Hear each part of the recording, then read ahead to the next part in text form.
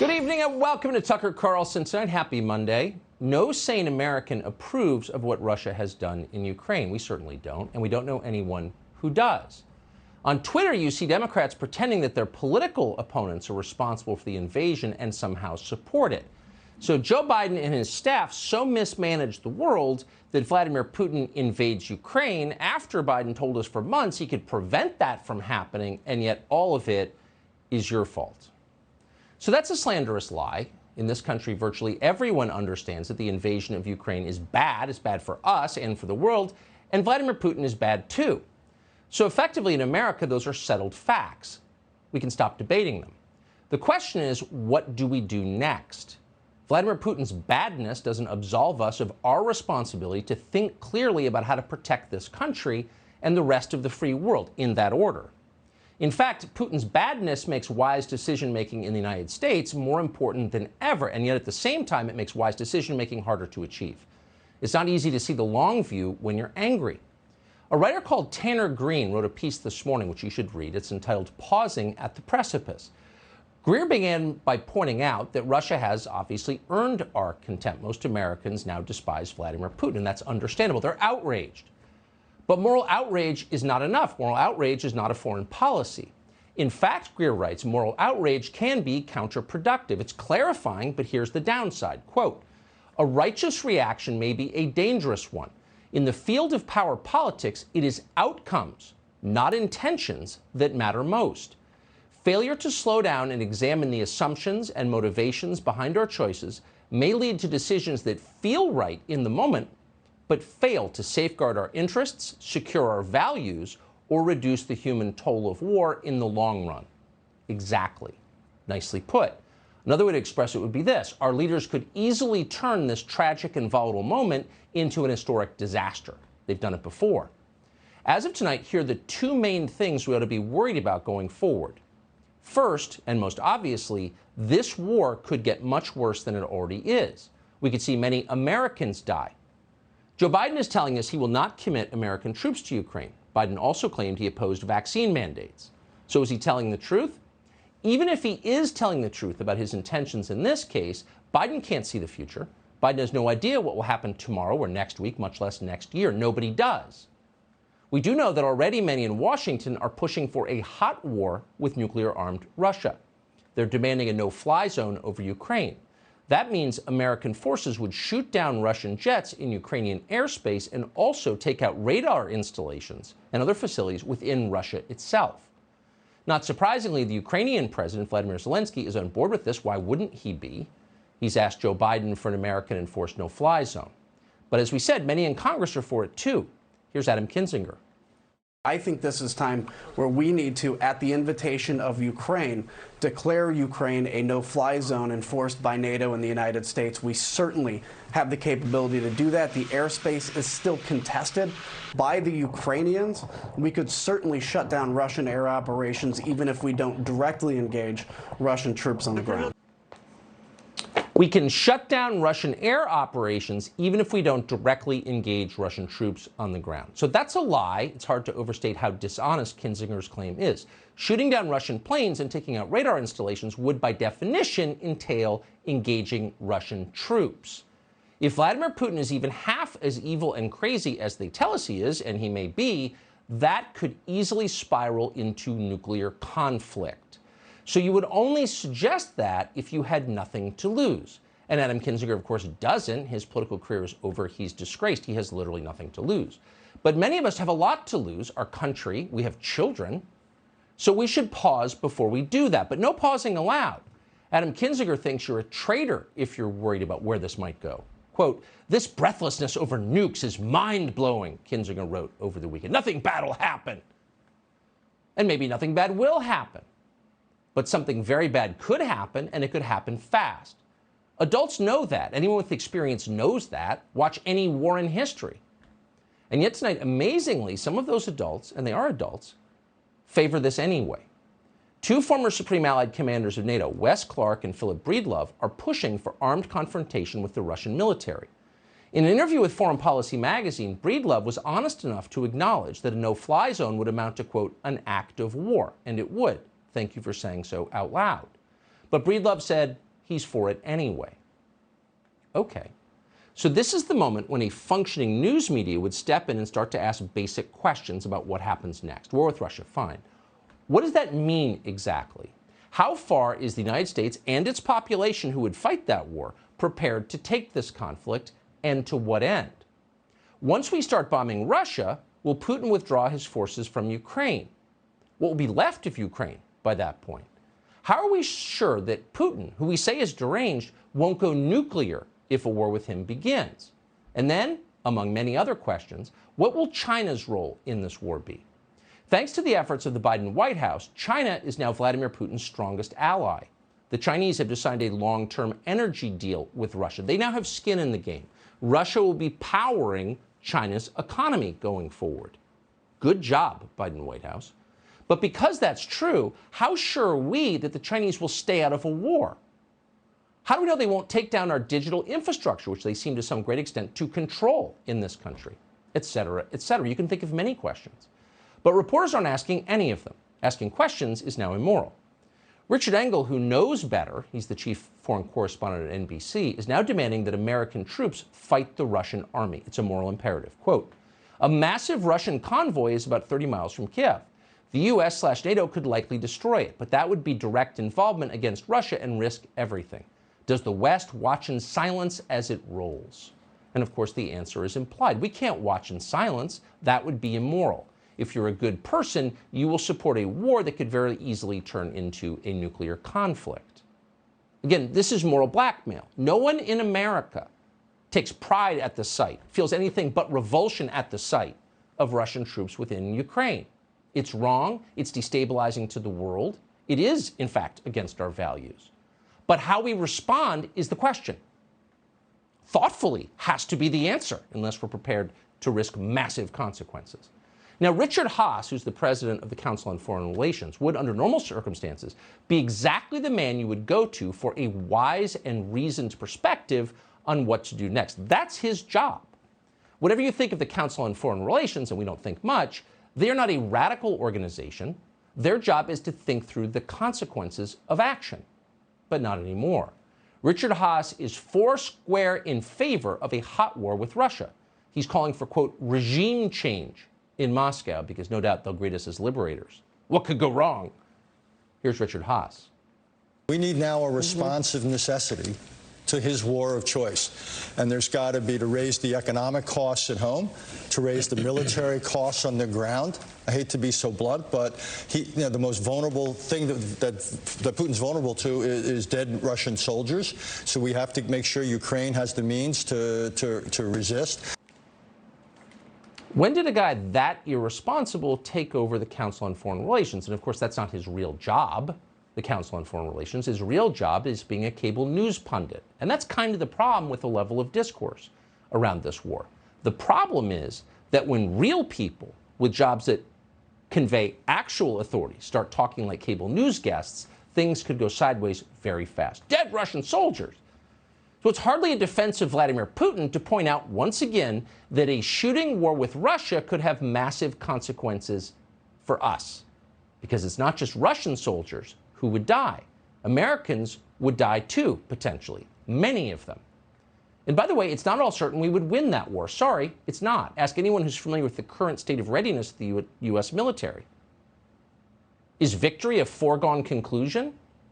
Is this the roll into Baghdad? No, it's not. This is not Saddam Hussein we're talking about. So again, the point is, are we ready for all of this? We're moving down a path that could result in the destruction of the United States. Americans may be mad at Putin, understandably, but they're wary of where our leaders are taking this next. A new CNN poll, for example, shows a strong majority of Americans, speaking of democracy, opposes direct military action against Russia. Are they all traitors? Are they all pro-Putin? Probably not. At the very least, they would like, and we could use, a sober national conversation about the potential consequences of where people like Richard Haass are taking us now. But that's the opposite of what we're getting. Instead, we're getting buffoons like Adam Kinzinger sitting in his office making bellicose noises on social media. Just the other day, Kinzinger posted images on Twitter of a Ukrainian air ace called the Ghost of Kiev. He downed Russian MiGs left and right.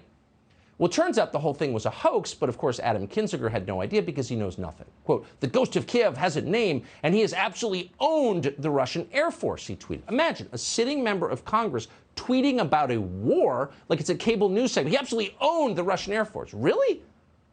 Get some respect. People are dying, buffoon. Kinzinger then attached an obviously photoshopped image of the comedian Sam Hyde sitting in the cockpit of a fighter jet. Sam Hyde, for the record, is not a Ukrainian fighter ace. He is, once again, a comedian. That was Adam Kinzinger. These are the people pushing us toward a new world war. So, at the very least, let's pause and think this through. That seems fair. And as we do that, it is also worth considering what's happening here in the United States, concurrent with this war and justified by this war. And by that, we are speaking of the assault on civil liberties, now underway. It would be ironic if a defense of democracy on the other side of the world led to an erosion of democracy here. And yet that seems to be where we're heading. You'll notice that the moment that Russian troops rolled across the border into Ukraine, Democrats wasted no time in attacking not just Putin, but their political opponents in this country. What did they have to do with it?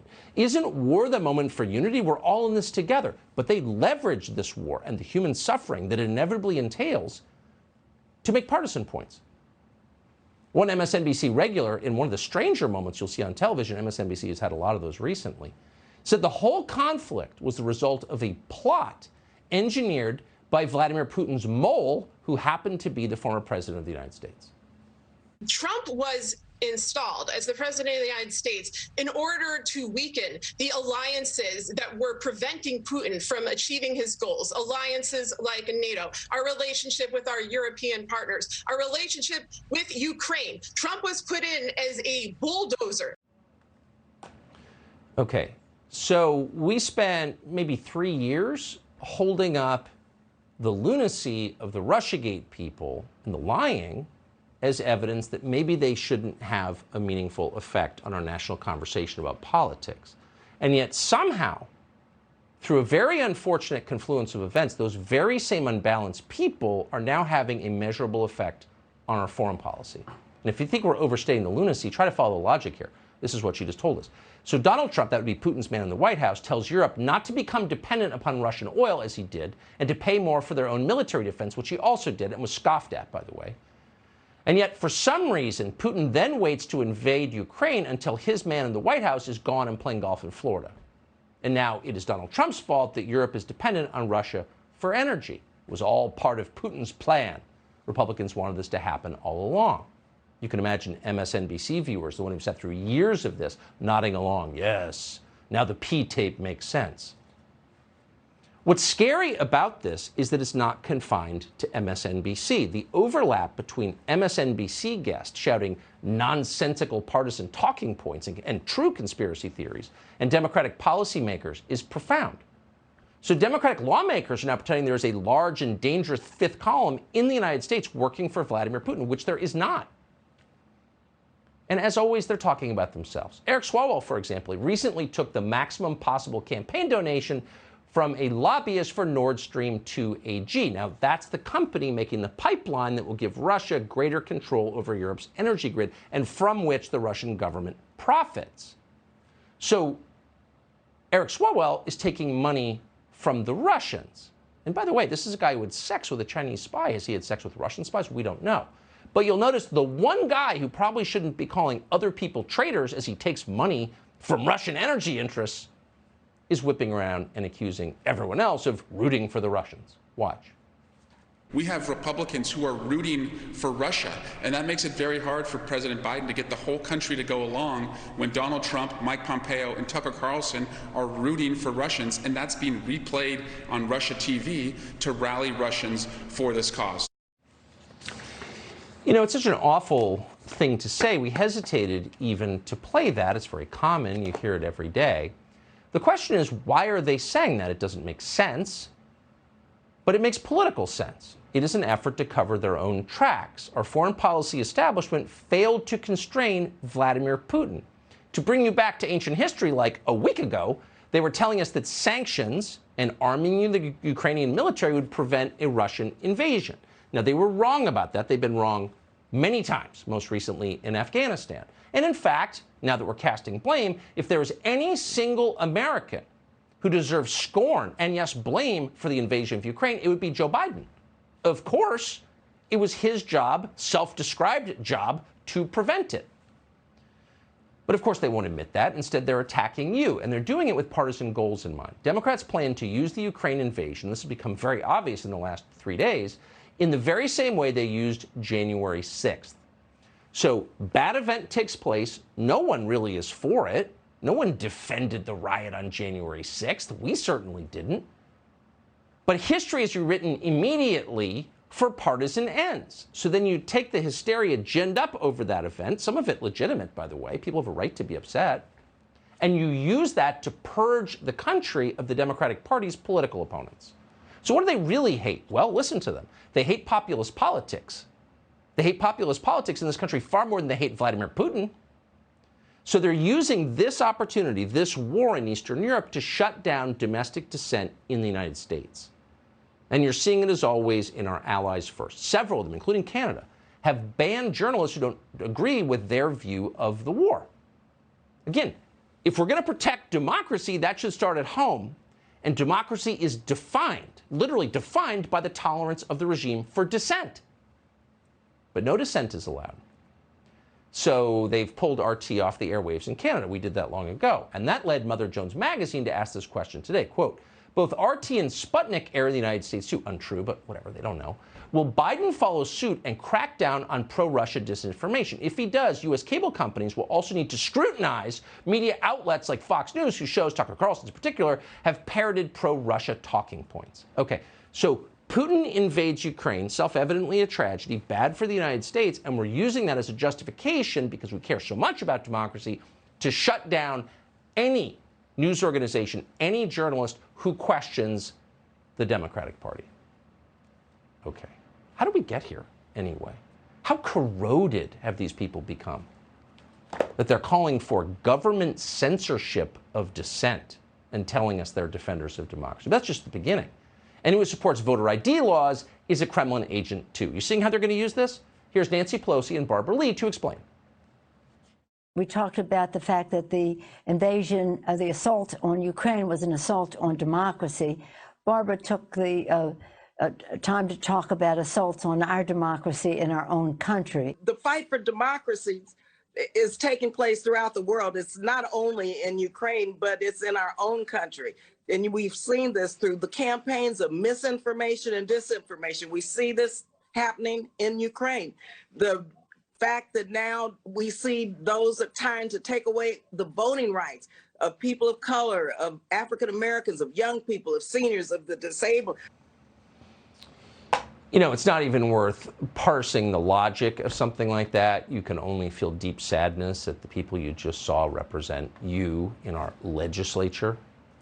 But by the way, as long as we're punishing people who are allied with hostile foreign interests, just to restate the obvious, China is now Russia's strongest ally in this war.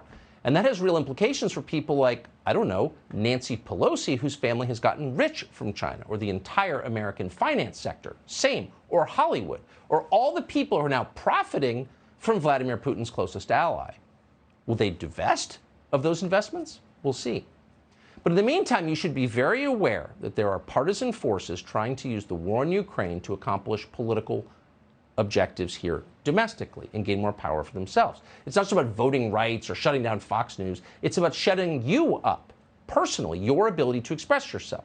And if you doubt that, you should know that Senator Mark Warner of Virginia just wrote a letter to his donors, the tech monopolies, demanding that they, quote, restrict the spread of Russian propaganda. He did not define the term Russian propaganda, and as a show that has been accused of disseminating it repeatedly, we can tell you we're a little sensitive on the topic, and you should be too. So Warner went on television recently to report that his donors in big tech quickly complied with his demand. Watch.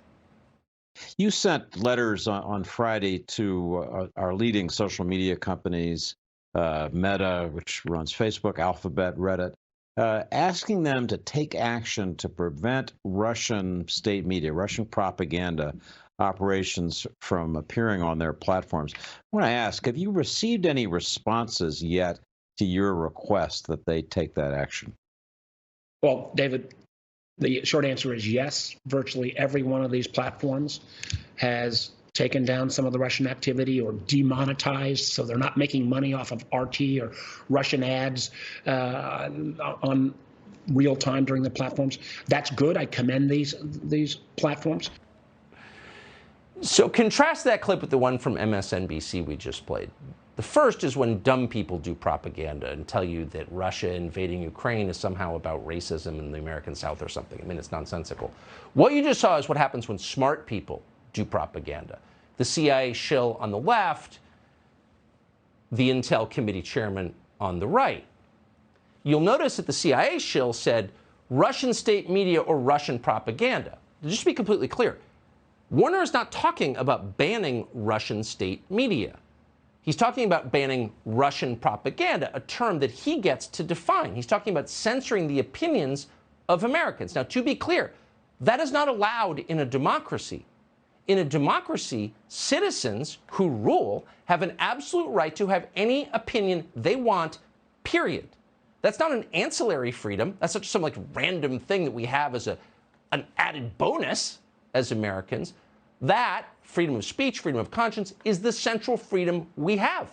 It's the whole point of the country.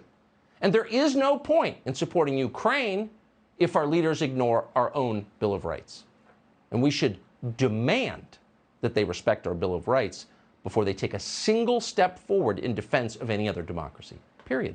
Hey, Sean Hannity here. Hey, click here to subscribe to Fox News YouTube page and catch our hottest interviews and most compelling analysis. You will not get it anywhere else.